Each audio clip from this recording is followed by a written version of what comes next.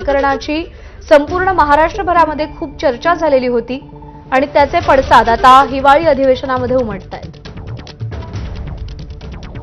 आणि स्वतः गोपीचंद पडळकर आपल्या सोबत आहेत। तर गोपीचंद पडळकरजी नमस्कार। आज या सगळ्या प्रकरणात जे पावसाळी अधिवेशनात झालेलं होतं, या सगळ्या प्रकरणात अहवाल सादर केला जाणार आहे, कारवाई होऊ शकते, आपली प्रतिक्रिया?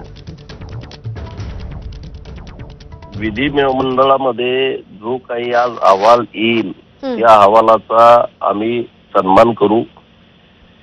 विधिमंडळ ज्या पद्धतीने आदेश देईल त्या आदेशाचं पालन करणं आमचं कर्तव्य आहे आणि तशा पद्धतीने आम्ही पालन करू।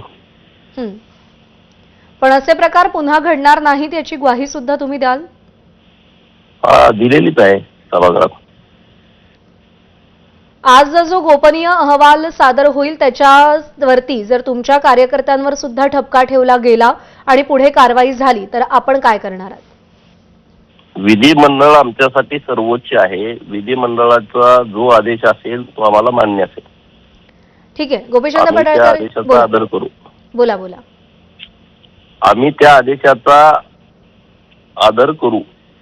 ठीक आहे, आभार आपले, आपण सविस्तर प्रतिक्रिया दिली त्याच्यासाठी।